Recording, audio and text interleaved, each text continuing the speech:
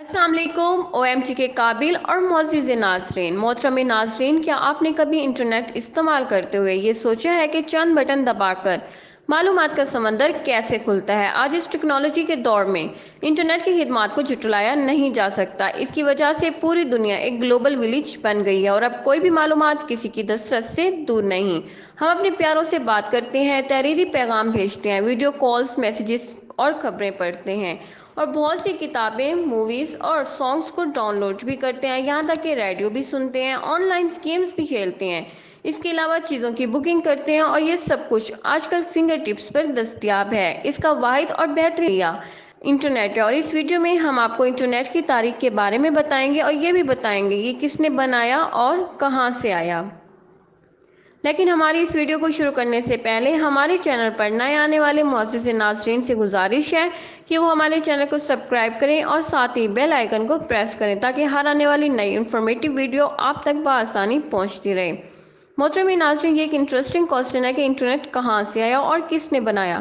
دراصل یہ ذہین انسانوں کی محنت کا ذریعہ ہے۔ انٹرنیٹ کی تاریخ زیادہ پرانی نہیں بلکہ 55 سال پہلے کی بات ہے، یعنی 1962 میں جی سی آر لائک نامی سائنسدان تھے جنہوں نے اس کی بنیاد انٹرگریکٹیکل نامی کے نام پر رکھی۔ یہ ایک ایجنسی سے تعلق رکھتے تھے جس کا نام ڈارپا تھا۔ ڈارپا یعنی defence research advance research projects, جس کا اولین مقصد دنیا بھر کے لوگوں کو ہر طرح کی معلومات پہنچانا تھا، اور اسی خواب کو لے کر جی سی آر لائک میدان میں اترے اور ڈارپا کی بنیاد رکھی۔ ان کے دو بیٹے بینٹنگین اور پاپ، جنہوں نے 1974 میں انٹرگریکٹک کے نام کو انٹرنیٹ رکھ دیا اور جی سی آر لائک کے مشن کو آگے بڑھاتے ہوئے T C P transmission protocol کا نظام متعارف کروایا۔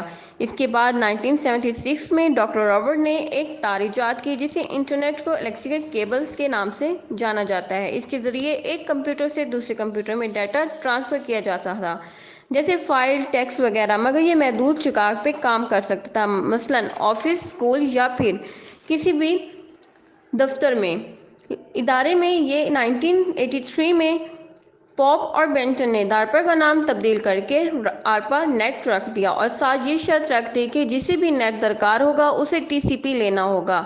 یہ ابھی شروعات تھی۔ ایک بار پھر جی سی آر لائک کے دونوں بیٹوں نے ایک قدم اٹھایا اور آئی سی پی کی بنیاد رکھی، مطلب انٹرنیٹ سروس پرووائڈر۔ اس کے دو فائدے ہوئے، ایک تو ان کے والد کا خواب پورا ہوا اور دوسرا برسوں کی محنت اب بزنس میں بدلنے والی تھی۔ انٹرنیٹ کنیکشن گھر گھر جا سکتا تھا، اور اس کے ساتھ ساتھ انہوں نے ایک ریسیور بھی دیا جسے ہم موڈیم کے نام سے جانتے ہیں۔ یہ بآسانی کسی بھی کلائنٹ کے کمپیوٹر کو انٹرنیٹ کے ساتھ منسلک کیا جاتا تھا اور اس کا بل کمپنی وصول کرتی تھی، اور یہ ڈائل اپ سسٹم کہلاتا تھا۔ معزز صارفین، ساتھ ہی آپ کو یہ بتا دیں، سب سے پہلے 1996 میں وہ سال تھا جس میں ای میل سروس ہاٹ میل ایجاد ہوئی اور برقی خطوط کسی بھی وقت کہیں بھی بھیجے جا سکتے تھے، اور اس کے ساتھ ساتھ جانا مانا سرچ انجن یعنی کہ گوگل لانچ ہوا، اور اس کو بنانے کا سارا برین لاری پیج اور سرچن برین کو چاہتا ہے۔ 1998 میں انٹرنیٹ کی تاروں سے تنگ آ کر ایک نوجوان نے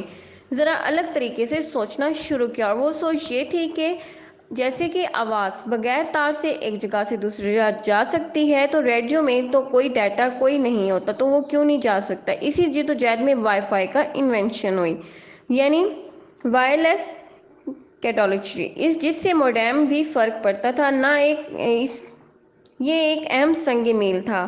یہ تو آج ہمارے لیے کافی کرامات ہیں۔ اس کو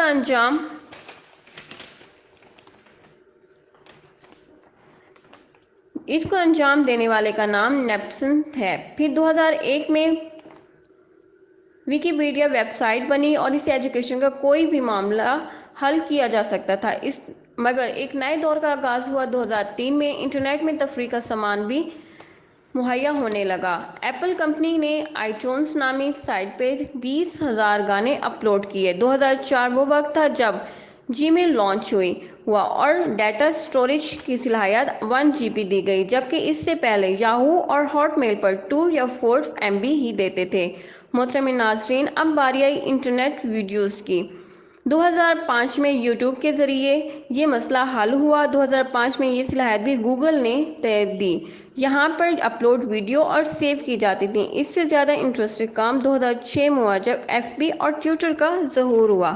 معزز ناظرین، اگر آپ کو ہماری ویڈیو پسند ہے تو پلیز لائک اور شیئر ضرور کیجیے گا۔